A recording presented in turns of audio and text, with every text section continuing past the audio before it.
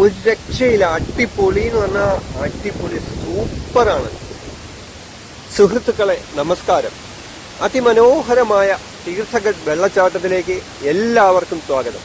കഴിഞ്ഞ ഭാഗം കണ്ടിട്ടില്ലാത്തവർക്കായി പറയുകയാണ്, ഞാനിപ്പോഴുള്ളത് ഛത്തീസ്ഗഡിലെ ജഗദൽപൂരിൽ കങ്കേർവാലിയിലുള്ള തീർത്ഥഗഡ് വെള്ളച്ചാട്ടത്തിനരികിലാണ്.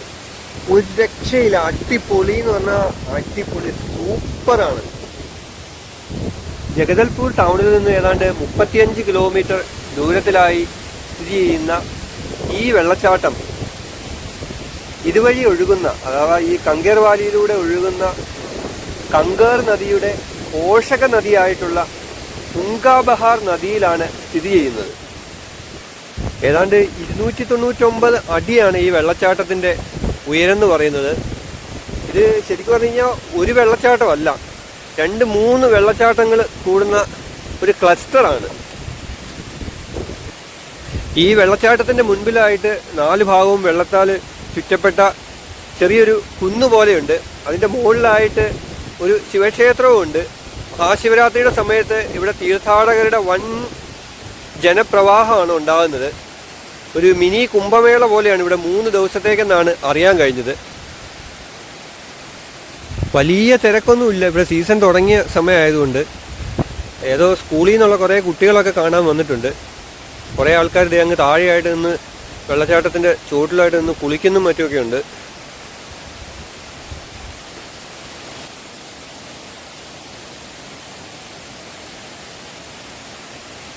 എത്ര ഭംഗിയാണിതെന്ന് കണ്ട് പറഞ്ഞറിയിക്കാൻ വയ്യ. എത്ര കണ്ടാലും നമുക്ക് മതി വരികയില്ല. അതുപോലെയാണ് ഇവിടെ നമ്മൾ ഈ രാവിലോട്ട് വൈകുന്നേരം വരെ ഇങ്ങനെ നിന്ന് കാണാൻ നമുക്ക് തോന്നും. അത്രയ്ക്ക് രസമാണ് ഇത് കാണാനായിട്ട്. ഞാനിത് പറഞ്ഞാൽ മനസ്സിലാവും, നിങ്ങളിവിടെ വന്ന് കണ്ടെങ്കിൽ തന്നെ ഇത് മനസ്സിലാവുള്ളൂ. അത്രയ്ക്ക് രസമാണ്. ഇതിപ്പം നവംബർ മാസമാണ്. ഇപ്പം ഇവിടെ വരാൻ പറ്റുന്ന ഏറ്റവും പറ്റിയ സമയമാണ്. 2 മാസം മുമ്പ് വരെ ഇവിടെ വന്നിരുന്നെങ്കിൽ ഇവിടെ എല്ലാം നിറഞ്ഞ്, ഞാനിപ്പോൾ ഈ നിൽക്കുന്നിടത്തൊന്നും നമുക്ക് നിൽക്കാൻ പറ്റില്ല. അത്രയ്ക്ക് നിറഞ്ഞ് വെള്ളം ഒഴുകിക്കൊണ്ടിരുന്നതാണ്. ഇവിടുത്തെ ഈ മഴക്കാലമാണ്, ഓഗസ്റ്റ് സെപ്റ്റംബർ ഒക്കെ ആ സമയത്ത്. അപ്പം ഭയങ്കര വെള്ളമായിരുന്നു ഇവിടെ. ഇപ്പം ഞാൻ നിൽക്കുന്നിടത്തൊക്കെ ഒരു 2 ആൾ പൊക്കത്തിൽ വെള്ളം ഉണ്ടായിരുന്നതാണ് ഞാൻ ഇവിടെ ചോദിച്ചപ്പോൾ പറഞ്ഞത്. ഇങ്ങനെ പാല ഒഴുകുന്ന പോലെയാണ് ഈ വെള്ളം ഇങ്ങനെ ഒഴുകുന്നത്, നിരന്ന്. പല വെള്ളച്ചാട്ടങ്ങളും കണ്ടിട്ടുണ്ടെങ്കിലും ഇത്ര ഭംഗിയുള്ളൊരു വെള്ളച്ചാട്ടം ആദ്യമായിട്ടാണ് കാണുന്നത്. ടി വിയിലും അതുപോലെ ഈ സീനറിക്കകത്തും ഒക്കെ ഇങ്ങനെ കണ്ടിട്ടുണ്ട് ഇതുപോലെയുള്ളതെന്നുള്ള, അല്ലാതെ നേരിട്ട് ഇത്രയും ഭംഗിയുള്ളൊരു വെള്ളച്ചാട്ടം ആദ്യമായിട്ടാണ് ഞാൻ കാണുന്നത്. എന്തായാലും ഇവിടെ കങ്കേർവാലിയിലുള്ള കുതുംസാർ കേവും കൈലാസ ഗുഹയുമാണ് പ്രഥമമായിട്ട് ഞാൻ കാണാൻ വന്നതെങ്കിലും അത് കാണാൻ പറ്റിയില്ല എന്നുള്ള ഒരു നിരാശയൊക്കെ ഇവിടെ വന്ന് ഈ വെള്ളച്ചാട്ടം കണ്ടപ്പോഴത്തേക്ക് മാറി. ഇത് കാണുമ്പോൾ നമുക്കറിയാതെ അങ്ങൊരു ചിരി വരുവാണ് മനസ്സ് മുഴുവൻ അങ്ങ് പൊട്ടിത്തെറിക്കുന്ന പോലെയുള്ളൊരു സന്തോഷമാണ് നമുക്ക് വരുന്നത്. അത്രയ്ക്ക് ഭംഗിയാണ് കാണാനായിട്ട്.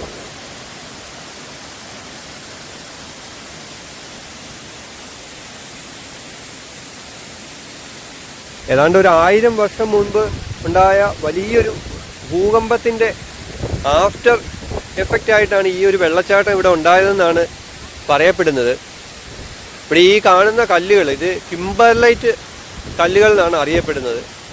ഇങ്ങനത്തെ കല്ലുകളുടെ ഇടയ്ക്കാണ് സാധാരണഗതിയിൽ ഈ വജ്രം കണ്ടെത്താൻ കഴിയുന്നതെന്നാണ് ജിയോളജിസ്റ്റിന്റെ അഭിപ്രായം.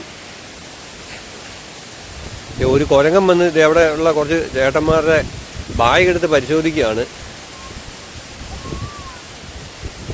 ഞാൻ ഈ പറയുന്നതൊക്കെ നിങ്ങൾക്ക് ശരിക്കും കേൾക്കാൻ പറ്റുന്നുണ്ടോ എന്ന് എനിക്കറിയാൻ പറ്റില്ല. ഈ വെള്ളച്ചാട്ടത്തിന്റെ സൗണ്ട് ഭയങ്കരമാണ്. കൂടാതെ കാറ്റുമുണ്ട് നല്ലതായിട്ട്.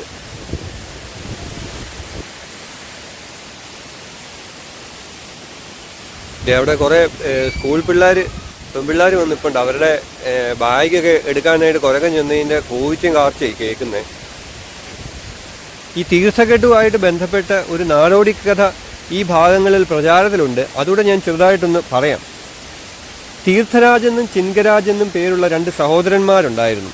അവരൊരിക്കൽ ഈ തീർത്ഥഗഡിൽ എത്താൻ ഇടയാവുകയും ഈ തീർത്ഥഗഡിൻ്റെ പ്രകൃതി ഭംഗിയും മനോഹാരിതയിലും മനം മയങ്ങി ഇവിടെ അവരുടെ തലസ്ഥാനമാക്കാൻ തീരുമാനിക്കുകയും ചെയ്തു. ഈ ചിൻകരാജ് ഇവിടുന്ന് കുറച്ച് മാറിയിട്ട് ചിങ്കിത്തറായി എന്ന് പറയുന്ന ഒരു ഗ്രാമം സ്ഥാപിക്കുകയും അവിടെ ഒരു ക്ഷേത്രം പണിയുകയും ചെയ്തു.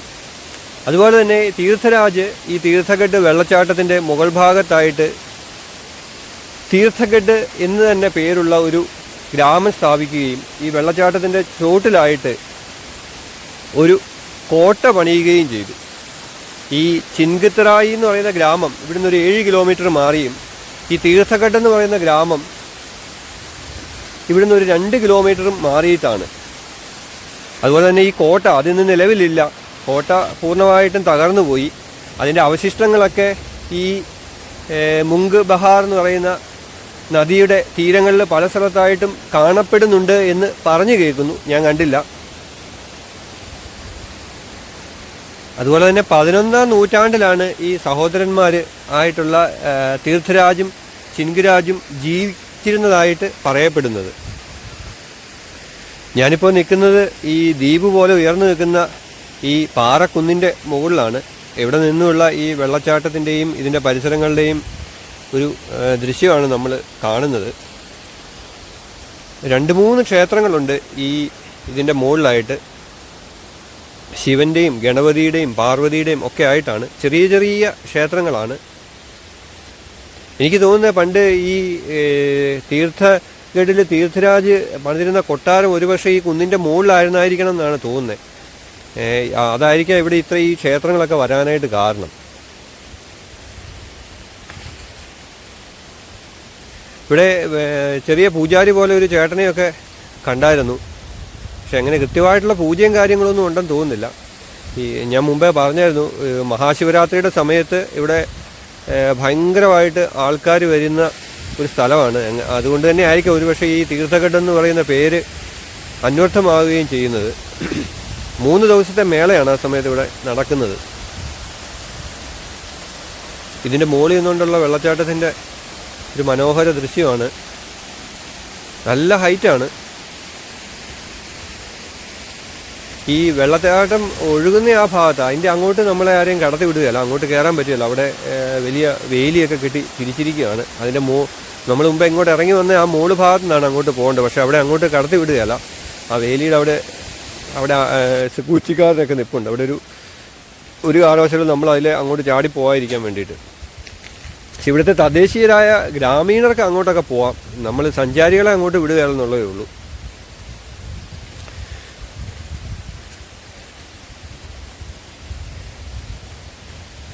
ഈ കുന്നിൻ്റെ ഇവിടുന്ന് താഴോട്ട് വേറെ കുറച്ച് സ്റ്റെപ്പുണ്ട്. ആ സ്റ്റെപ്പ് വഴി താഴോട്ട് ഇറങ്ങിക്കഴിഞ്ഞാൽ ഈ വെള്ളച്ചാട്ടത്തിൻ്റെ അങ്ങ് ചോട്ട് ഭാഗത്തായിട്ട് ചെല്ലാം. ചോട്ട് ഭാഗത്തായിട്ട് ചെന്ന് കഴിഞ്ഞാൽ നമുക്ക്, ഞാനിവിടെ പറഞ്ഞ 3 വെള്ളച്ചാട്ടം ഉണ്ടെന്ന് അതും കാണാൻ പറ്റും. ഇതൊക്കെയാണ് ഇവിടുത്തെ പ്രതിഷ്ഠകൾ.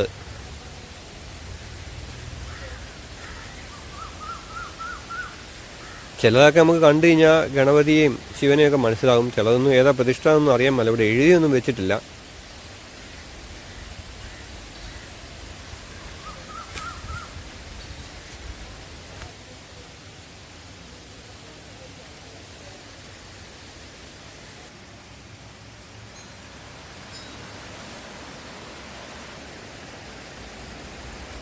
ഈ കാണുന്ന താഴ്വരയിൽ കൂടിയാണ് നമ്മുടെ ഈ വെള്ളച്ചാട്ടം താഴോട്ട് നദിയായിട്ട് ഒഴുകി പോകുന്നത്.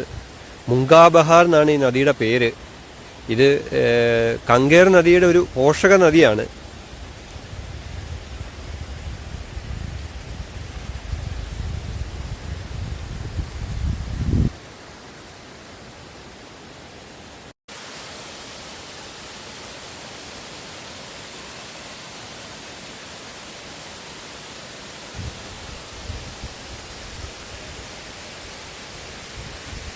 ഇതാണ് നമ്മുടെ 2ാമത്തെ വെള്ളച്ചാട്ടം.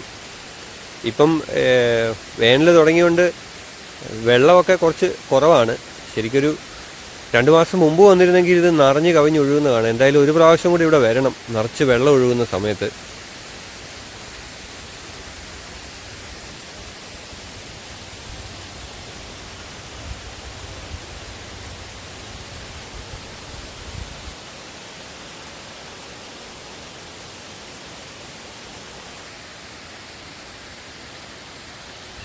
ഇപ്പം ഞാൻ നിൽക്കുന്നത് ഈ വെള്ളച്ചാട്ടത്തിൻ്റെ ഈ ദ്വീപ് പോലെയുള്ള ഈ നടുക്കത്തെ കുന്നിൻ്റെ മുകളിൽ നിൽക്കാവുന്നതിൻ്റെ ഏറ്റവും ഉയർന്ന ഭാഗത്താണ്. കുറച്ച് കഷ്ടപ്പെട്ടാണ് ഇവിടം വരെ കയറിയത്. ഇവിടെ എല്ലാം കാട് പിടിച്ച് കിടക്കുകയാണ്. ഇവിടെ ഉണ്ടൊരു ചെറിയ അമ്പലമൊക്കെ.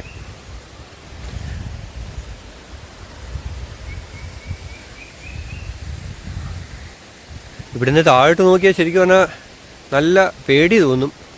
അത്രയ്ക്ക് പൊക്കത്തിലാണ് നിൽക്കുന്നത്. താഴോട്ടെങ്ങാനും കാല് തെറ്റി വീണ് കഴിഞ്ഞാൽ പിന്നെ തൂത്തുവാരി എടുത്താൽ മതി.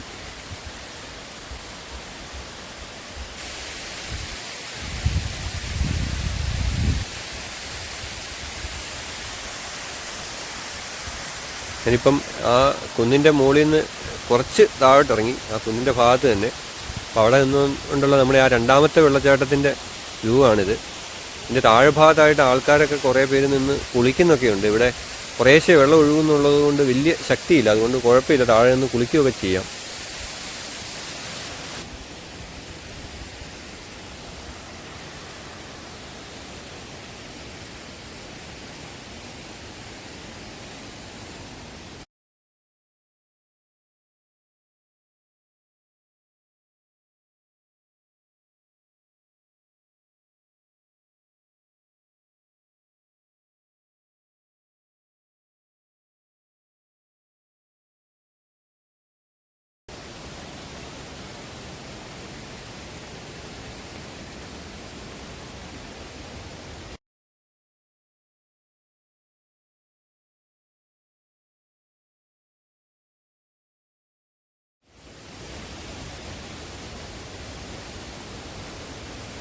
ഈ കുന്നിൻ്റെ മുകളിൽ നിന്ന് താഴോട്ട് ഈ ക്ഷേത്രത്തിൻ്റെ ഇങ്ങേപ്പുറത്തെ സൈഡിൽ കൂടെ സ്റ്റെപ്പുണ്ട് വെള്ളച്ചാട്ടത്തിൻ്റെ ചുവട് ഭാഗത്തോട്ട് ഇറങ്ങാനായിട്ട്.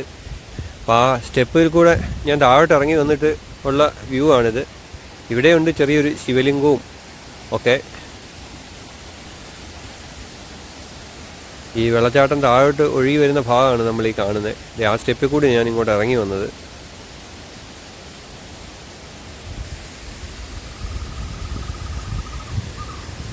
ഇതാണ് നമ്മുടെ മൂന്നാമത്തെ വെള്ളച്ചാട്ടം. ഇതാണ് മൂന്നാമത്തെയോ നാലാമത്തെയോ എന്ന് പറയാം. അവിടെ 2 വെള്ളച്ചാട്ടമുണ്ട്. നമുക്ക് അതിൻ്റെ അടുത്തോട്ട് പോവാം. ഒത്തിരി വെള്ളമില്ല, അതുകൊണ്ട് വേണമെന്നുണ്ടെങ്കിൽ അതിൻ്റെ അകത്തോട്ടൊക്കെ ഇറങ്ങി നടക്കുകയൊക്കെ ചെയ്യും. ഓരോരുത്തരൊക്കെ നടന്ന് നടുക്കുള്ള പാറയിലൊക്കെ പോയിരിപ്പുണ്ട്. പക്ഷെ നല്ല ഒഴുക്കാണ്. ഞാൻ വെറുതെ റിസ്ക് എടുക്കാനായിട്ടില്ല. നല്ല രസമാണ് കാണാനായിട്ട്. ഇതിങ്ങനെ ഇത്രയും വിസ്താരത്തിൽ മുകളിൽ നിന്ന് ഒഴുകി താഴോട്ട് വന്ന് ഇങ്ങനെ 2-3 വെള്ളച്ചാട്ടമായിട്ടൊക്കെ പോകുന്നത് തന്നെയാണ് ഈ വെള്ളച്ചാട്ടത്തിൻ്റെ ഏറ്റവും വലിയ ഭംഗി എന്ന് പറയുന്നത്. ഫോട്ടോഷൂട്ടിനും സിനിമാ ഷൂട്ടിങ്ങിനും ഒക്കെ പറ്റിയ അടിപൊളി സ്ഥലമാണ് എന്തായാലും.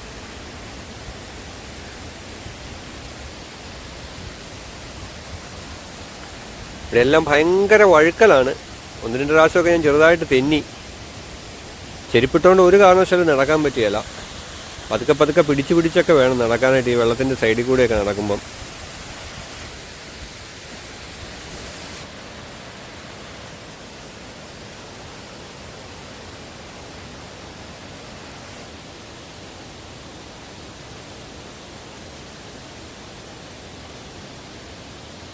ഇത് നദി താഴോട്ട് ഒഴുകി പോകുന്ന ഭാഗമാണ്. അങ്ങോട്ടൊന്നും നമുക്ക് ഇറങ്ങി പോകാനൊന്നും പറ്റുകയില്ല. ഭയങ്കര ഇറങ്ങായിരിക്കും, പക്ഷെ ഭയങ്കര പാടാണ്.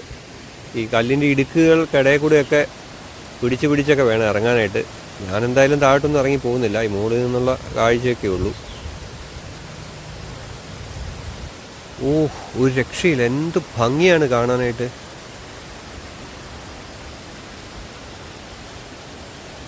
അടിപൊളി.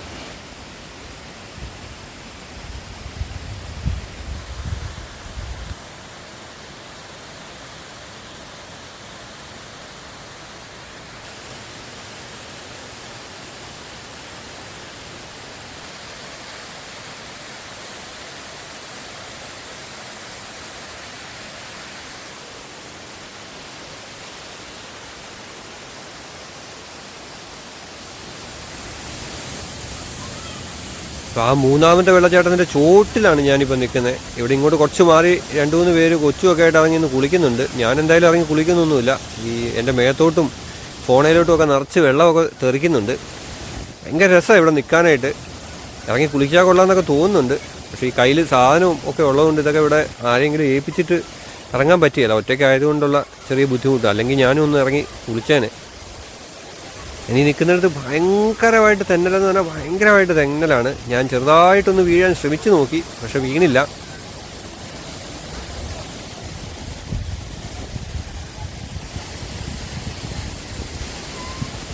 ഇത് മണിപ്പൂരി എന്നുള്ളൊരു ഫാമിലിയാണ്. ഞാൻ ഇന്നലെ ഇങ്ങോട്ട് വന്നപ്പം ബസ്സിൽ വെച്ച് പരിചയപ്പെട്ടതാണ്. അദ്ദേഹം റായ്പൂരിലാണ് ഛത്തീസ്ഗഡിൽ സംഗീതാധ്യാപകനായിട്ട് ജോലി ചെയ്യുന്നത്.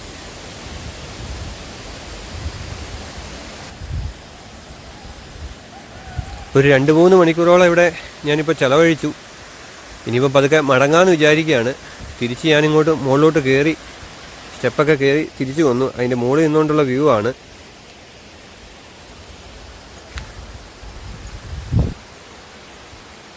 അപ്പോൾ ശരി, വീഡിയോ വൈൻഡപ്പ് ചെയ്യുകയാണ്. അടുത്ത ഭാഗത്തിൽ നമുക്ക് മാതർകോണ്ട ഗുഹ എന്ന് പറയുന്ന, ഇവിടുന്ന് കുറച്ച് മാറിയാണ്, 10-20 കിലോമീറ്റർ മാറിയിട്ടാണ് ഇവിടുത്തെ ആ ഫോറസ്റ്റിലെ വാച്ചർ അങ്ങോട്ട് പോകാൻ സഹായിക്കാമെന്ന് പറഞ്ഞിട്ടുണ്ട്. അപ്പോൾ ആ ഗുഹയിലെ കാഴ്ചകളുമായിട്ട് വീണ്ടും കാണും വരെ എല്ലാവർക്കും നന്ദി. ശുഭ യാത്ര.